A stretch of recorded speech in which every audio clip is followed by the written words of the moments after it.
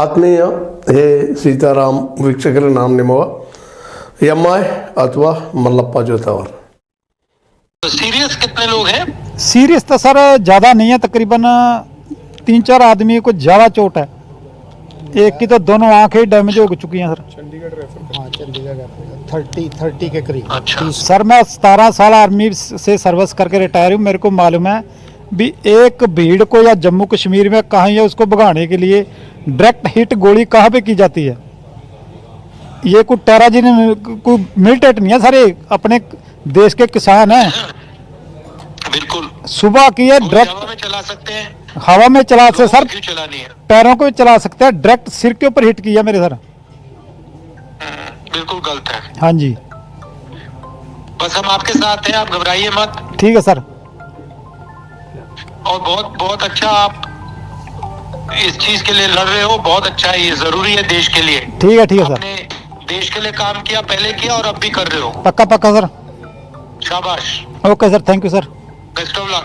Okay भैया यहाँ local MLA हमारे दयाल कंबोजी ये सब लोग हम आ गए हैं। किसी प्रकार की जो मदद की जरूरत है हम ऑलरेडी कर रहे हैं। कुछ वहाँ पे जरूरत हो आप कर दीजिए। थैंक यू भैया। ದಿನಕ್ಕೆ ಶಂಭು ಬಾರ್ಡರ್ ಮೇಲೆ ರೈತರ ಹೋರಾಟ ಇನ್ನೂ ಜೋರಾಗ್ತಾ ಇದೆ. ಡೂ ಆರ್ ಡೈ, ಮಾಡು ಇಲ್ಲವೇ ಮಡಿ ಅನ್ನುವ ಮನಸ್ಥಿತಿಗೆ ಇವತ್ತು ರೈತರು ಬಂದು ಮುಟ್ಟಿದ್ದಾರೆ.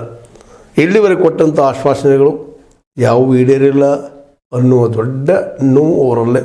ಅದರಲ್ಲೂ MSP ಬದಲಾಗಿ ದೊಡ್ಡ ಕೋರಿಕೆ ಅದು ಆಗಲೇಬೇಕು, ಅದಾಗದಿದ್ದರೆ ನಾವು ಮರಳಿ ಹೋಗುವ ಅವಶ್ಯಕತೆ ಇಲ್ಲ, ನಾವು ಸಾಯೋದಕ್ಕೂ ಗಟ್ಟಿ ಅನ್ನುವಷ್ಟು ಮಟ್ಟಿಗೆ ಅವ್ರು ಬಂದಿದ್ದಾರೆ.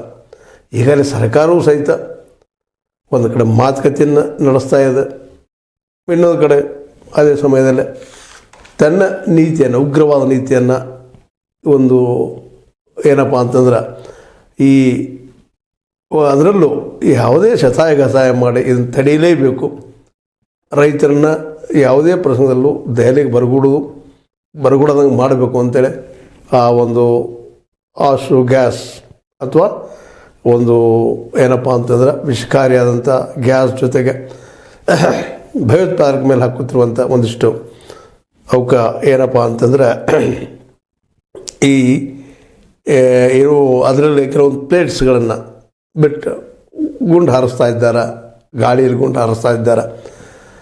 ಇವರು ಅತ್ಯಂತ ಭೀಕರತೆ ರೂಪ ಪಡಿತಾ ಇದೆ. ಜೊತೆಗೆ ರೈತರಾದರೂ ಸಹಿತ ಬ್ಯಾರಿಕೇಡ್ಗಳನ್ನು ಕಿತ್ತಾಕುವಂಥದ್ದು, ಆ ತಡೆಗೋಡೆಗಳನ್ನು ಕಿತ್ತಾಕುವಂಥದ್ದು, ಅದೇ ಕಾಲಕ್ಕೆ ತಾರ್ ತಂತಿಗಳಿಂದ ಕೂಡಿದಂಥ ಮೊಳೆಗಳಿಂದ ಕೂಡಿದಂಥ ಆ ಒಂದು ಕೆಲೆಗಳನ್ನು ಕಿತ್ತಾಕುವಂಥ ಪ್ರಯತ್ನವನ್ನು ಮಾಡ್ತಾ ಇದ್ದಾರೆ.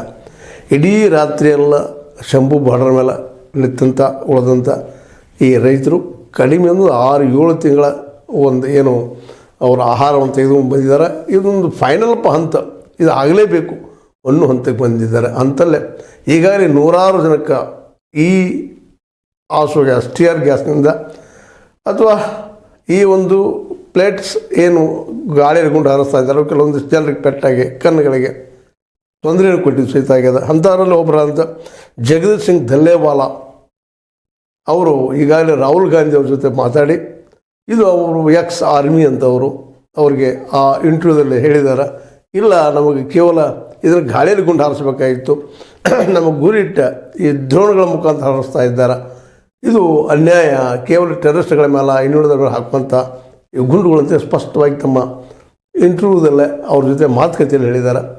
ಒಟ್ಟಲ್ಲಿ ಇದು ಒಂದು ಕಡೆ ಸರ್ಕಾರ ಹಠ ಹಿಡಿದದ, ಇನ್ನೊಂದು ಕಡೆ ರೈತರು ಸಹಿತ ಹಠವನ್ನು ಹಿಡಿದಿದ್ದಾರೆ. ನಾವು